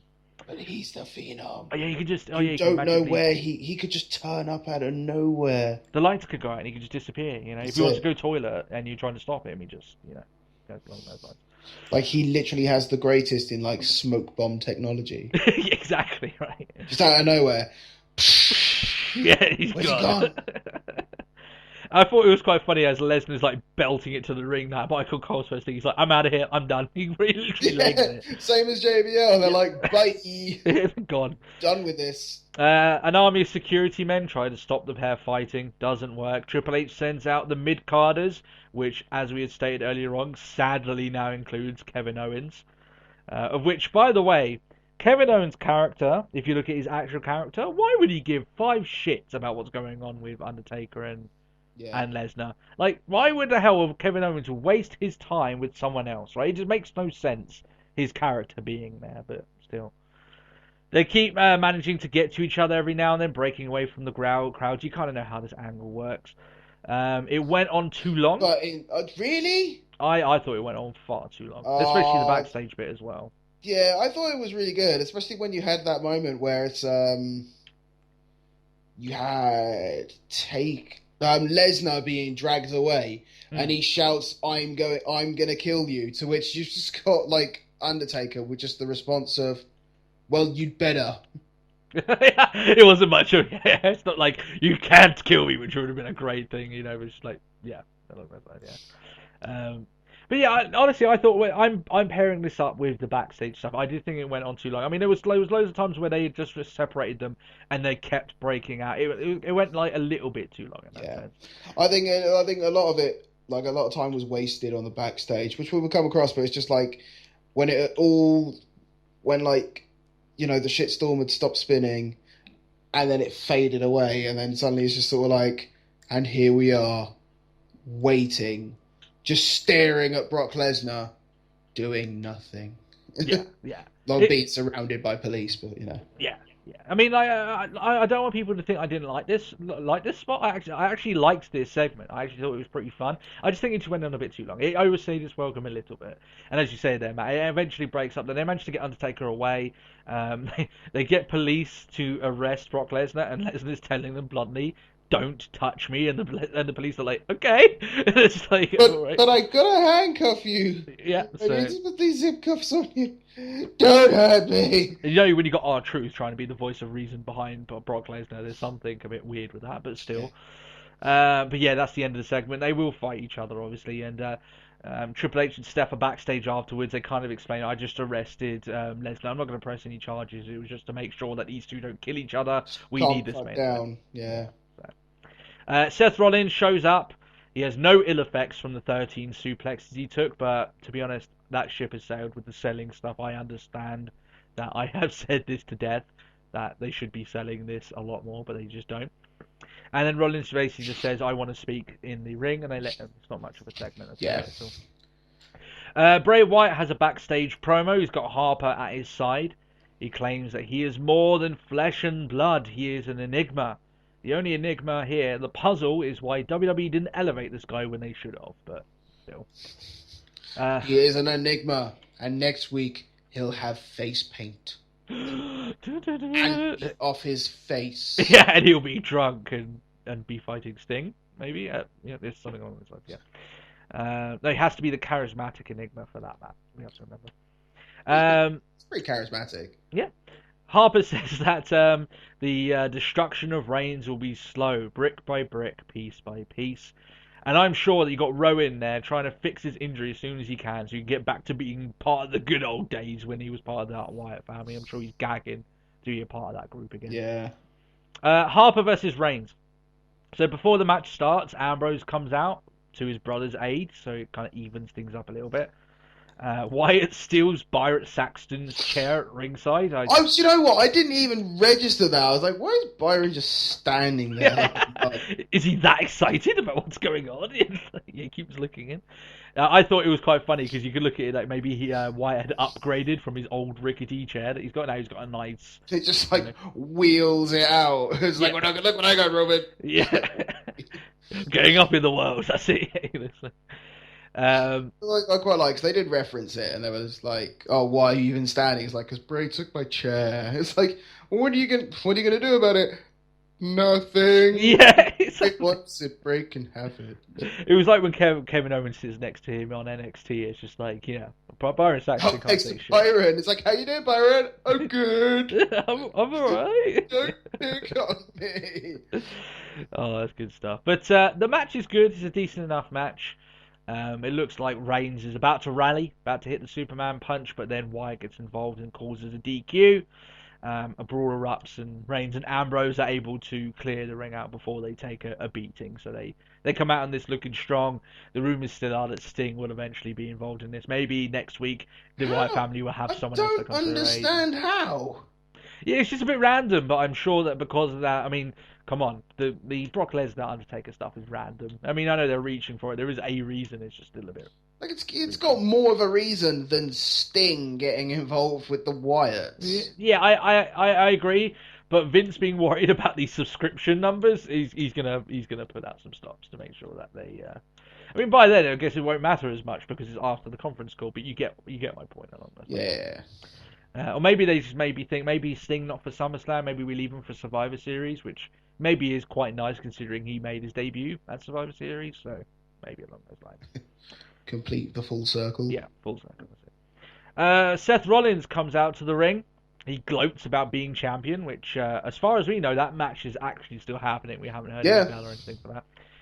He's pissed at the disrespect that the fans give to him, and he says that his end justifies his means. You may be thinking, well, this sounds a lot like a General Seth promo. Well, that's pretty much what it is. I mean, it's got to the sort of point now where I love the guy, right? I love his body of work, but he just sometimes needs to shut the fuck up. Like, it's just getting like, just stop talking, right? Just stop, because you're not saying anything different. You're basically being John Cena. You're saying the same stuff each week. So Yeah. Kind of. He calls Lillian Garcia into the ring. She's still looking mighty fine, may I add. Still liking Garcia. Still working it for me, I will say. She's a classy lady. He wants an announcement of the match at Battleground about him still being the champion. She does so, and he's loving it. And until John Cena comes on out. John Cena. Matt, do you remember? I made a flippant comment. A small, if you will, satirical statement on our review of Battleground, stating that if Rollins had been lucky so far, they hadn't entered Cena's airspace on his rise to the title. Yeah. I would like to take this moment to apologize to Seth Rollins. I clearly jinxed you. And now you have Cena to deal with. And believe me, you're not coming out of this looking as good as you do now. So, that's just it. Rollins is happy just to let Cena... He's even trying to get out of the ring. He's like, you know what, Cena, do your thing. I'm fine. I'm out of here. Tries to leave the ring, but oh no. Cena's not having any part of that. He thanks Rollins for being a sellout, poor excuse for a champion, and says that his actions speak louder than words. He says that people don't care about the WWE title, but they respect the United States Championship, which is quite funny how that used to be the other way around. And currently that's kind of true. Yeah. Rollins says the open challenge has nothing to do with the title. It's to placate the fans because we all hate Cena. Cena goes on and calls Rollins a joke. Blah, blah, blah. They kind of get into a scuffle. Seth, I'll say this. I've said it to many people before. Get the fuck away from John Cena. Because it looks like you've become the next guy Vince thinks is ready for John Cena. And Matt, I told you'd get your heart broken about Kevin Owens. Are you ready to have your heart broken again? You're going to do it, aren't you? Are you ready to have your heart broken? Yeah, no. No. It's going to happen. Yeah. John Cena, he's not going to come out of this looking like a loser, I can tell you that much. I can say that. I'm not saying he's going to win the belt, but damn. Seth Rollins ain't coming out of this looking good. I can guarantee you that. Becky Lynch and Paige versus Sasha Banks and Naomi. Now, I'm sure that Lynch and Paige love tagging with each other, considering their long-term roots way beyond WWE. You can see lots of pictures of them being very, very young and teaming with each other. Well, in fact, Becky Lynch used to manage for Paige and her mum. Yeah. So, they've been, working together for, way beyond WWE being interested in them. So it must have been a quite nice first match on the main roster teaming up together. Yep. Bella's on commentary. They drop Ronda Rousey's name a lot. You can tell that WWE are still trying very hard to get Rousey in for Mania 32. But they mentioned quite a lot of everything, really, because they mentioned how the Bellas are currently, what was it, like the Teen Choice Award for Female Athlete or something? Yeah. Which I think is ridiculous, personally. Like, they shouldn't even be nominated. Like, it's not so much like... The one thing I love the most is like they're not athletes. They're entertainers. Yeah. That's the one thing that Vince wants to get over so badly, and that's like, but they've been nominated for a Teen Choice Award for like best female athlete. Well, that's fine. It's like, but they're not athletes anymore. Not by your book, I thought. Don't care. So yeah, as long as they get an award, don't give a shit sort of thing. But it's like, when they're being put up against like the US soccer team, who play an actual sport and actually won their tournament, and if you've got like Ronda Rousey, who is a champion of a legitimate sport, it's a little bit like, why the fuck are the Bellas in there? It just makes absolutely no sense. Yeah. So yeah, WWE can now boast that they've had 2 fairly decent Divas matches in one night of fairly decent length as well. I will say, however, man, I've been saying a lot of stuff negatively about Paige, but she still speaks too fucking loud. She's actually worse than Cena now. There was a point on this where she almost basically looked into the camera and said her next spot. It was damn near that close. Yeah. And I was like, that's ridiculous. I defended her once for it, but now it's a little bit like it's happening too much. And she's getting too blatant with it. And it's like, no, you need to quieten the fuck down. Along those lines. Sasha makes Paige tap out via the bank statement. And I am happy to see a lot of the NXT girls racking up a bunch of wins. I don't think in any match where like you've got a regular main roster diva involved in any match with an NXT contingent one that they've managed to win over them. So that's cool. I like that. They show a bunch of shots for Jake Gyllenhaal's new movie Southpaw, which I, by the way, am quite looking forward to. Yeah, I want to give it a watch. Quick note, he looks ripped, right? He looks absolutely fucking stacked for that movie, right? And he did proper training, 6 months worth of proper boxing training to get himself in prime condition.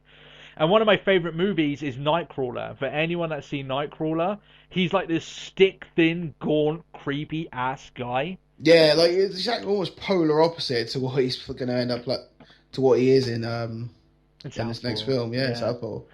So I mean that's quite. I you know what? I give props to Gyllenhaal because man, I can only speak from what the movies I've seen. Nightcrawler is one of my most favourite movies.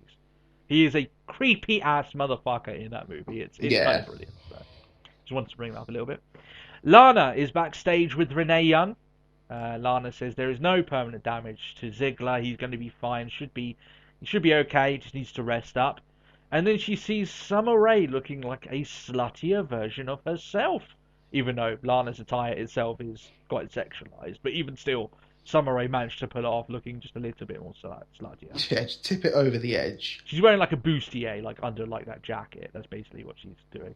And the fact that I know it's a bustier is, I don't know why I should know that. I've got 2 little girls and I've got a wife who likes fashion. Fuck all that. So I know my shit.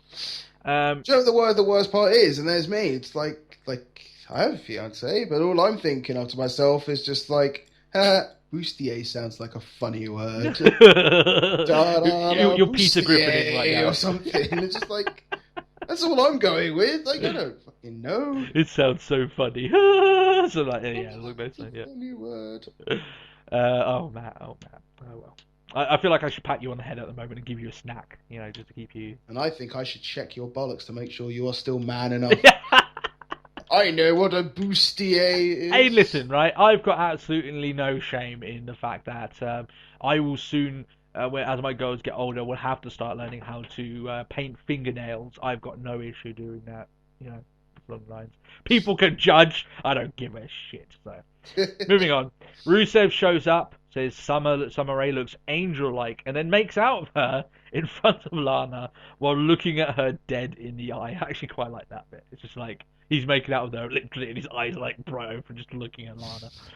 Like if this whole situation like between them hasn't been scary enough, like the super crazy stalker, and how it's like dead eyes. Yeah. Well, I'm kissing this woman. Now you watch, and I make sure you look at me. Yeah. Look into my eyes. Then Rusev says, "Are you okay, Lana? Because you look a little bit, not too good." He walks off. Summer then's like, almost like you feel like maybe she realizes that she's kind of being used a little bit, and she's like, "I'm really," and then she slaps her, fucking wails on her really hard. So Ziggler Rusev, it's going to happen. I'm guessing they're waiting until SummerSlam. For anyone thinking, by the way, Ziggler's just off filming a movie. That's all he's doing. So, they're playing that up. They're playing up the fact that Rusev and Lana possibly still have feelings for each other. So I actually don't rule them out being paired up together in the future. Maybe it's along the lines of, I don't know whether Lana will go back heel or maybe Rusev will go face. I'm sure maybe that is maybe still in the track. They could still do it. That's what I'm saying. Don't be shocked if they're. It's not over yet. Yeah. Cesaro, Cena, and Orton versus Owens, Rusev, and Sheamus in the main event. This is the story of a proud, very, very strong and poor Bulgarian facing the undeniable odds of 3 extremely nasty men. Or at least that's kind of what it seems like, even though maybe it shouldn't feel that way.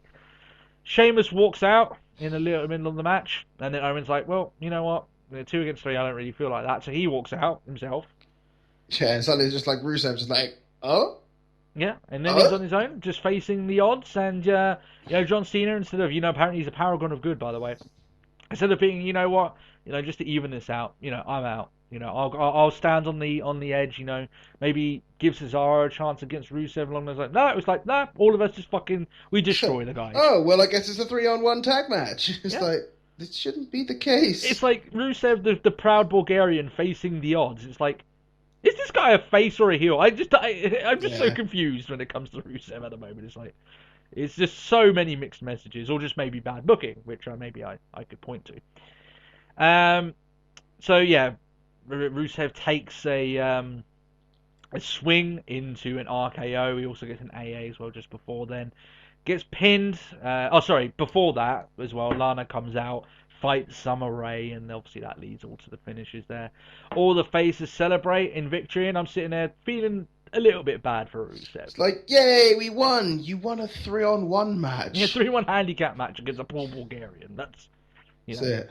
So, I mean, but at least Rusev could have walked out if he wanted to, but he fought bravely, Matt, against the masses. And it's like, valiantly. Yeah, he fought valiantly against the evil Americans trying to fuck him over, and it's like... And a Swiss. And a Swiss, right? You know what I mean? It just seems wrong to me. No, I know. The match itself was good. I will give it props. It was a decent enough main event. So that's the show this week. That's Raw. All in all, it was a fairly decent episode of Raw. They have had a few of these back to back. I do firmly believe that all of this is down to the low ratings the last couple of weeks. If you remember that remember that rating that was like the second lowest of a huge portion of time. I think that kicked up. Oh, see, it's like some port of the 90s or something, wasn't it? Yeah, like 1997 was like the last. Something like that, yeah. So it's I think it's WWE kind of realizing, oh fuck, we kind of do need to do some stuff, and the fact that I guess we can't just wing it. Damn. Yeah. You just can't keep going through the motions. I think that subscriber call as well is, no, it's not the subscriber call, it's the conference call, but the subscriber count is the main thing that everyone's interested in thinking of when it comes up. So that coming up as well has forced Vince's hand into maybe looking just a little bit more into maybe, putting his finger out a little bit, shall we say? Yeah. Along those lines. But yeah, do you think it was a decent enough episode? I thought it had enough to it. Yeah, I was happy enough with Raw. Yeah. With nothing glaring as sort of like, oh my god, I can't believe they did that. Yeah. Yeah, it was okay. Yeah. Yeah. Maybe the fact that didn't have maybe enough Hulk Hogan. Oh, who's Hulk Hogan again? I don't. The Hulk who? I'm getting confused with someone else. But, Mr. America? Oh wow, he's someone we need back, Mr. America. Yeah, that's it. Okay, babe, news jumped on that straight away. By the way. Yeah. All right, guys, that's the show. Is there anything else that you want to talk about before we wrap up on the show this week? No. I think we're safe to wrap up. We are safe to wrap up. If you enjoyed the episode, then you can give us a like on the video, and also you can subscribe if you haven't already subscribed. Become one of our over 325 subscribers. We are getting ever closer to 400. I'm sure we'll get there. You can also ask us any questions in the comments section below. You can tweet us at TalkWrestlePod. At TalkWrestlePod. You can send any messages to Matt as well, so you can fire them on me. So he's not the only one stumped every now and then.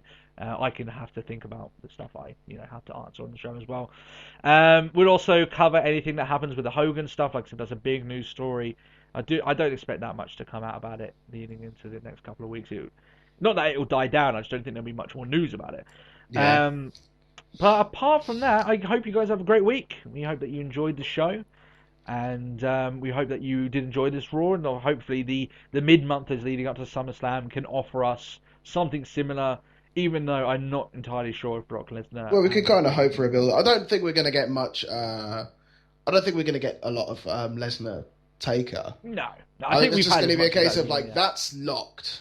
What else we got? Yeah. And hopefully they can build up a good. I mean, obviously we're gonna have Cena, Rollins. I'm not that interested, but maybe they can pull off a few other good ones. Well, you know what? I hope Rollins wins. I really don't want to see Cena champion again. You want your? Well, I don't think it'll be for the title. I don't know. Maybe it will be. The way I look at it, Matt, is that you're gonna have your heart broken for Cena ain't winning that belt. Not as the US champion. But I say that. Could they actually do? Could they shock me and have Cena be double champion? I don't want to say dirty words. I don't want to say that. Let's end on this, the fact that at least the Divas are doing okay. Alright? Everyone smile, everyone's smiling. Okay, we'll leave you with that. Guys, we'll catch you again guys next week. Try not to get too sad at the fact that Cena won't be claiming the result. And we'll catch you all again next week. We'll see you soon. Thanks a lot, guys. Bye-bye. Bye.